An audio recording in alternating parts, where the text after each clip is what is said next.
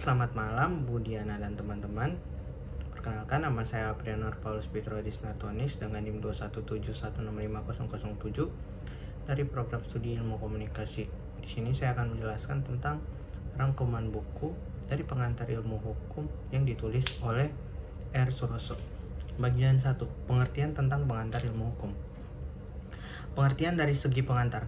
Pengantar ilmu hukum terdiri dari dua kata, yaitu pengantar dan ilmu hukum, di mana pengantar memiliki arti memiliki tempat yang dituju. Dalam bahasa asing seperti introduction yang berarti memperkenalkan, bisa diartikan sebagai memperkenalkan ilmu hukum. PIH merupakan mata pelajaran dasar yang tidak boleh ditinggalkan oleh mereka yang ingin mempelajari dan cabang-cabang ilmu hukum lainnya. Berikut ada pengertian dari segi hukum menurut beberapa ahli. Yang saya ambil adalah Cross dan Sabjipto Raharjo. Cross menafsirkan ilmu hukum adalah segala pengetahuan hukum yang mempelajari hukum dan segala bentuk dan manifestasinya. Menurut Sabjipto Raharjo tahun 1982 dikenal dengan nama Jurisprudensi, di mana jus artinya hukum atau hak dan prudensi artinya melihat ke depan atau mempunyai keahlian. Jadi jurisprudensi adalah ilmu pengetahuan yang mempelajari hukum.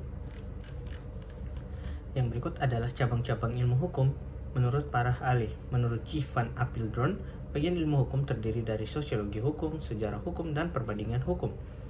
Menurut W. L. G. Lemire, bagian ilmu hukum terdiri dari ilmu hukum positif, sosiologi hukum, perbandingan hukum, dan sejarah hukum. Menurut G. B. H. Bilford, membagi ilmu hukum atas dogmatik hukum, sejarah hukum, perbandingan hukum, politik, hukum ajaran, hukum umum. Menurut Prof. Leonhoek SH berpendapat bagian ilmu hukum terdiri dari ilmu positif, sosiologi hukum, sejarah hukum, perbandingan hukum, ilmu hukum dogmatik atau ilmu hukum sistematis. Menurut beberapa pendapat para pakar hukum, Dr. Sujono Dirtsiwarso SH tahun 1983, PIH disebut dengan ensiklopedia hukum yang menjelaskan keadaan inti, maksud, dan tujuan yang penting hukum serta pertalian dengan bagian ilmu pengertian hukum. Berikut adalah bagian 2, pengertian tentang hukum. Bagi kita yang ingin mempelajari tentang hukum, pasti timbulnya pertanyaan, apakah hukum itu? Sebenarnya para sarjana telah lama mencari suatu batasan tentang hukum, tetapi belum ada yang memberikan suatu batasan atau definisi yang tepat. Dalam pemberian definisi tentang hukum, para sarjana meninjau hukum dari segi yang berbeda-beda.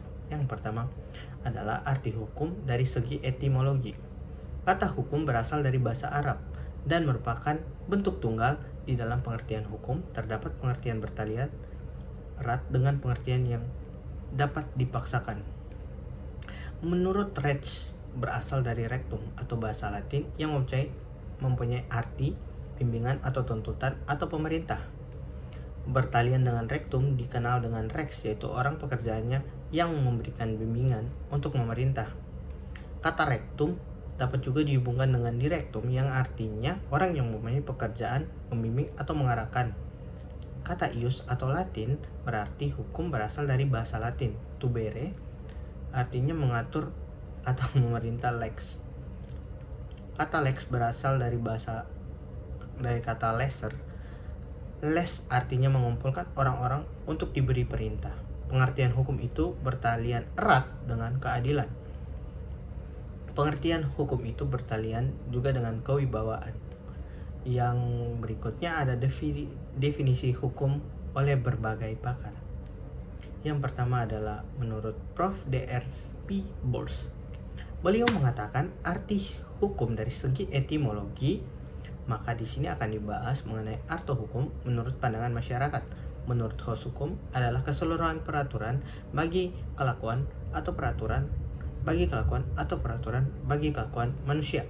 Dari definisi tersebut dapat disimpulkan bahwa hukum adalah peraturan atau norma. Norma digunakan pada kelakuan atau perbuatan manusia. Peraturan hukum dapat dipaksakan. Yang berikutnya adalah menurut Prof. Dr. Van Kant. Hukum adalah keseluruhan peraturan hidup yang bersifat memaksa untuk melindungi kepentingan manusia di dalam masyarakat. Nomor 3, menurut Prof. Dr. Mr. Dr. L.E. G. van Apeldoorn memberikan definisi atau batasan hukum sebenarnya hanya bersifat menyamakan saja. Itu pun tergantung dari siapa yang memberikan. Berikutnya, hukum itu terdapat di mana saja. Hukum terdapat di seluruh dunia. Asal ada masyarakat manusia, hukum itu ada di mana-mana. Pada setiap waktu, bagian, setiap bangsa, peraturan, kebiasaan tersebut merupakan bentuk-bentuk permulaan peraturan-peraturan hukum. Hukum adalah melekat pada hidup bersama-sama dengan masyarakat manusia. Sebagaimana telah dinyatakan, hukum bersikah kaidah-kaidah, yaitu petunjuk yang menuntut supaya dijalankan. Peran dan fungsi hukum. Yang pertama adalah dalam pengembangan masyarakat. Fungsi hukum dapat terdiri dari A. sebagai alat pengatur tata tertib hubungan masyarakat, B. sebagai sarana untuk mewujudkan keadilan sosial lahir dan batin, C. sebagai penggerak pembangunan, D. sebagai fungsi kritis hukum. Berikut juga ada tujuan hukum menurut beberapa ahli. Yang pertama, Dr. Wirjono Projokikoro. Ia mengatakan bahwa masing-masing anggota masyarakat mempunyai kepentingan yang beraneka ragam untuk memenuhi keinginan timbul sebagai usaha untuk mencapainya. Yang kedua adalah menurut Prof. Subekti SH. Menurut beliau, keadilan berasal dari Tuhan Yang Maha Esa dan setiap orang diberi kemampuan untuk kecakapan untuk meraba dan merasakan keadaan adil itu. Menurut Prof. Mr. D.R.G. Apeldoorn, sekali lagi, Apeldoorn menyatakan bahwa tujuan hukum adalah mengatur tata tertib dalam masyarakat secara damai dan adil. Untuk mencapai kedamaian hukum harus diciptakan masyarakat yang adil dengan mengadakan perimbangan antara kepentingan yang bertentangan satu sama lain, dan setiap orang harus memperoleh sedapat mungkin apa yang menjadi miliknya. Yang berikut ada menurut Aristoteles. Dalam bukunya Retoria mencetuskan teorinya bahwa tujuan hukum menghendaki keadilan semata-mata dan isi dari hukum ditentukan oleh kesadaran etis mengenai apa yang dikatakan adil dan apa yang dikatakan yang tidak adil. Contoh-contohnya, teori etika yang menyebutkan bahwa algim rigils dapat menimbulkan ketidakadilan untuk menghilangkan atau mengecilkan ketidakadilan akibat algimi rigils tersebut. Pembuat undang-undang memberi kuasa pada hakim untuk melakukan penafsiran. Itikat baik, itikat buruk, hal-hal abrus yang dirahasiakan. Tentang keadilan. Berbicara tentang keadilan, Aristoteles dalam Retorika membedakan keadilan dalam dua macam, yaitu keadilan distributif atau justia distributif dan keadilan kumulatif atau justia kumulatif. Hukum ditaati orang.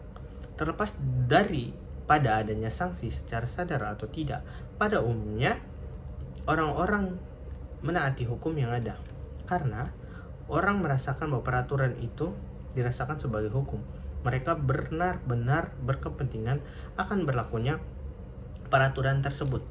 Yang kedua, karena masyarakat menghendakinya. Dalam kenyataan, banyak orang yang tidak menanyakan apakah sesuai menjadi hukum atau bukan. Dan nomor 3, karena adanya paksaan atau sanksi sosial. Orang merasa malu atau khawatir dituduh sebagai orang yang asosial apabila ada orang yang melanggar sesuatu kaidah sosial hukum. Hukum ditaati orang karena hukum itu bersifat memaksa. Batasan-batasan yang dikemukakan oleh beberapa sarjana hukum ialah keseluruhan peraturan bagi perbuatan manusia di dalam masyarakat. Hukum adalah keseluruhan peraturan hidup yang bersifat memaksa untuk melindungi kepentingan manusia di dalam masyarakat, menurut Prof. Dr. Van Kant. Beberapa teori dan aliran yang menyebabkan hukum ditaati orang. Mazhab. Mazhab hukum adalah suatu aliran yang menelaah hukum dengan bertitik tolak dari keadilan yang mutlak. Artinya bahwa keadilan tidak boleh diganggu. Hukum alam adalah hukum yang memiliki sifat seperti berikut. Yang pertama, terlepas dari kehendak manusia atau tidak bergantung pada pandangan manusia. Yang kedua, berlaku tidak mengenal waktu. Yang ketiga, bersifat universal, artinya berlaku bagi semua masyarakat. Yang keempat, bersifat jelas atau dengan sendirinya bagi manusia. Jadi hukum alam adalah hukum yang tidak tergantung pada pandangan manusia, berlaku kapan saja, bagi siapa saja dan jelas bagi semua tanpa ada yang menjelaskan. Yang berikutnya, masyhab sejarah. Masyhab ini merupakan reaksi terhadap para pemuja hukum alam atau hukum kodrat yang berpendapat bahwa hukum alam itu bersifat rasionalistis dan berlaku bagi segala bangsa. Untuk semua tempat dan waktu, masyhab sejarah berpendapat bahwa tiap-tiap hukum ditentukan secara historis, selalu berubah menurut waktu dan tempat.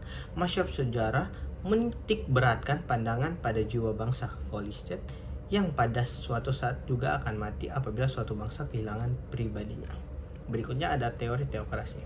Teori ini menganggap bahwa ilmu hukum itu kemauan Tuhan dasar. Kekuatan hukum dari teori ialah kepercayaan kepada Tuhan. Yang D, teori kedaulatan rakyat. Pada zaman Renaissance timbul teori yang mengajarkan bahwa hukum adalah akal atau rasio manusia. E, teori kedaulatan negara.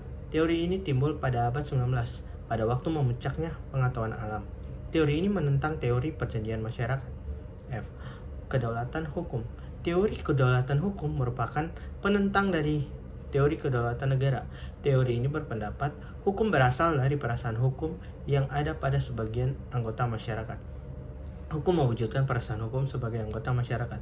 Oleh karena hukum ditaati oleh anggota masyarakat. Terbentuknya hukum. Pembentukan hukum di Inggris. Hukum di Inggris berasal dari kebiasaan dalam masyarakat yang dikembangkan oleh pengadilan. Hukum ini dinamakan common law. Pembentukan hukum di Indonesia. Dengan versi yang lebih khas, hukum di Indonesia tumbuh dari kebiasaan masyarakat yang dikenal sebagai hukum adat. Namun hukum ini terbatas pada hukum perdata, khususnya bagi warga negara asli atau bumi putra. Penafsiran hukum. Penafsiran atau interpretasi peraturan undang-undang ialah dan menetapkan pengertian atas dalil-dalil yang tercantum dalam undang-undang. Terdapat beberapa cara dan metode. Yang pertama adalah cara penafsiran. Dalam pengertian subjektif dan objektif, subjektif apabila ditafsirkan seperti yang dikehendaki oleh pembuat undang-undang, objektif apabila penafsirannya lepas dari pendapat pembuat undang-undang dan sesuai dengan adat bahasa sehari-hari. Dalam pengertian sempit dan luas, sempit, reskriptif, yakni apabila dalil yang ditafsirkan diberi pengertian yang sangat dibatasi, misalnya mata uang pasal 1756 KUH Perdata. Luas ekstensif apabila dalil yang ditafsirkan diberi pengertian seluas-luasnya. Contoh pasal 1756 KUH Perdata alinea kedua tentang mata uang yang diartikan sebagai uang kertas. Ada macam-macam metode penafsiran. Yang pertama ada tata bahasa dan arti kata, sejarah, sistem dan peraturan perundang-undangan, keadaan masyarakat, otentik, perbandingan, dan berikutnya adalah penjelasan tentang berbagai macam metode penafsiran. Yang pertama adalah penafsiran gramatikal atau tata bahasa, penafsiran historis, penafsiran sistematis, penafsiran otentik, penafsiran perbandingan hukum. Peristiwa hukum, pengertian. Peristiwa hukum adalah suatu kejadian hukum. Suatu kejadian biasanya dalam kehidupan sehari-hari. Akibatnya diatur oleh hukum. Perbuatan dan tingkah laku subjek hukum membawa akibat hukum. Peristiwa di dalam masyarakat yang akibatnya diatur oleh hukum. Menurut Van Apeldoorn, peristiwa hukum adalah peristiwa yang berdasarkan hukum yang menimbulkan atau penghapusan hak. Menurut Belforit, peristiwa hukum adalah peristiwa sosial yang tidak secara otomatis dapat merupakan atau menimbulkan hukum. Macam-macam peristiwa hukum. Peristiwa hukum dapat dibagi dalam berbagai golongan. Yang pertama, peristiwa menurut hukum dan peristiwa melanggar hukum. Contoh, kelahiran, kematian, pendudukan tanah, pencemaran laut, lingkungan hidup, jual beli, sewa menyewa, pembelian kredit, pembukaan rekening pada bank, perjanjian negara, pembunuhan, dan lain-lain. Kejadian itu dapat terjadi karena A. perbuatan manusia, dan B. karena keadaan. Peristiwa hukum tunggal dan peristiwa majemuk. Peristiwa hukum tunggal hanya terdiri dari suatu peristiwa saja, umpama hibah pemberian. Peristiwa majemuk terdiri dari suatu peristiwa, umpama dalam perjanjian jual beli ikan akan terjadi peristiwa tawar-menawar, penyerahan barang, dan penerimaan uang. Peristiwa hukum sepintas. Peristiwa ini seperti pembatalan perjanjian tawar-menawar. Dengan demikian, hukum menjadi himpunan peraturan-peraturan yang mengatur hubungan sosial, memberikan suatu hak kepada subjek hukum untuk berbuat sesuatu atau menuntut sesuatu yang diwajibkan untuk hal itu dan terlaksananya kewenangan atau hak dan kewajiban tersebut dijamin oleh hukum. Yang pertama, pembuatan subjek hukum. Perbuatan hukum yang sifatnya sederhana. Contoh, pembuatan surat wasiat pada 875 KUH Perdata. Perbuatan hukum yang sifatnya tidak sederhana. Contoh, sewa menyewa, jual beli mobil, perjanjian kredit, perjanjian deposito, semua perjanjian dan perkaitan. Hubungan hukum menurut beberapa pengertian. Hubungan hukum ialah hubungan antara dua atau lebih banyak subjek hukum. Dalam hubungan ini, hak dan kewajiban pihak yang berhadapan dengan hak dan kewajiban pihak lain. Kita semua mengetahui bahwa hukum itu mengatur hubungan antara orang yang satu dengan yang lain. Barang siapa yang mengganggu atau tidak mengindahkan hubungan ini dapat diperiksa oleh hukum dan untuk menghormatinya. Jadi setiap hubungan untuk mempunyai dua segi, dan hak dan kewajiban diberikan oleh hukum dan kepada subjek hukum. B. Dari segi hubungan hukum. Tiap hubungan mempunyai dua segi, yaitu befoulheid atau kewenangan yang disebut hak. Pilih atau kewajiban adalah segi pasif dari hubungan hukum. Hak dan kewajiban ini keduanya timbul dari peristiwa hukum dari satu pasal. Hukum efektif pun lenyapnya hak dan kewajiban juga bersamaan. Yang C. Unsur-unsur hubungan hukum.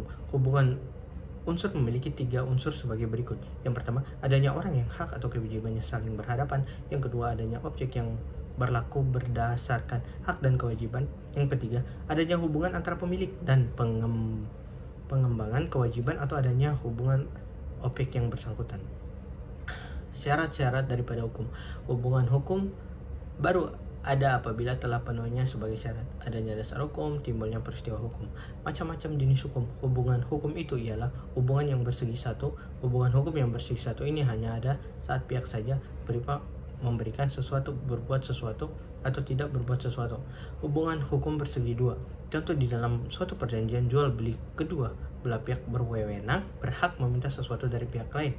Yang ketiga, hubungan antara suatu subjek hukum dengan semua subjek lainnya. Hubungan ini terdapat dalam hak milik. Hak, beberapa pengertian hak. Hukum mengatur antara hubungan orang yang satu dengan lainnya yang akan menimbulkan kekuasaan atau kewenangan dan kewajiban. Hukum subjektif merupakan hukum dari segi aktif daripada hubungan hukum. Hak ini sering tidak jadi meliputi suatu kewenangan atau hal saja, tetapi kadang-kadang merupakan suatu kumpulan hak atau kewenangan, misalnya kepemilikan. Hak pemilikan ini terdiri dari dua hak atau kewenangan. Yang penting ialah yang pertama, yang mempunyai wewenang atau berhak memungut kenikmatan dan kepunyaannya. Yang kedua, yang mempunyai dan juga berwenang untuk memindahkan kepunyaan itu. Teori tentang hak.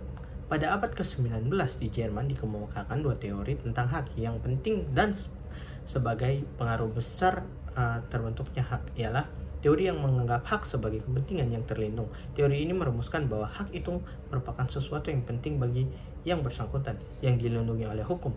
Teori ini dalam pernyataannya mudah mengacukan antara hak dengan kepentingan. Memang hak bertugas melindungi kepentingan yang berhak. Yang kedua, teori yang menganggap hak sebagai kehendak yang diperlengkapi dengan kekuatan. Teori ini mengatakan bahwa hak itu adalah suatu kehendak yang diperlengkapi dengan kekuatan oleh tata tertib hukum diberikan kepada yang bersangkutan. Berdasarkan kehendak itu, maka yang bersangkutan dapat memiliki rumah, tanah, dan sebagainya. Yang ketiga, teori gabungan adalah teori yang mencoba mempersatukan unsur kehendak dan kepentingan. Dalam pengertian hak dari Appledorn, hak adalah suatu kejadian yang diatur oleh hukum dan kekuasaan ini berdasarkan kesusilaan dan tidak hanya fisik saja. Menurut Utrecht, hak bukanlah kekuatan. Hak adalah jalan untuk memperoleh kekuatan, tapi hak itu sendiri bukan kekuatan. Lemaitre, hak adalah sama dengan izin. Izin bagi yang bersangkutan untuk berbuat sesuatu, tapi izin bukan bersumber pada hukum, melainkan sejajar atau sederajat dengan hukum. Penyelesaian hak. Adanya penyelesaian hak yang mengubah sifat dan tujuan hukum akan merupakan pula sifat dan tujuan hak, sehingga hak mengalami proses penyesuaian. Anggapan tentang hak pada saat akhirnya revolusi Prancis yang mengungkapkan hak sebagai suatu kekuasaan lengkap yang oleh hukum diberikan kepada yang bersangkutan yang sebagai suatu kekuasaan individual yang sepenuhnya yang oleh hukum dilindungi pada 1848 telah mengalami perubahan yang besar sekali.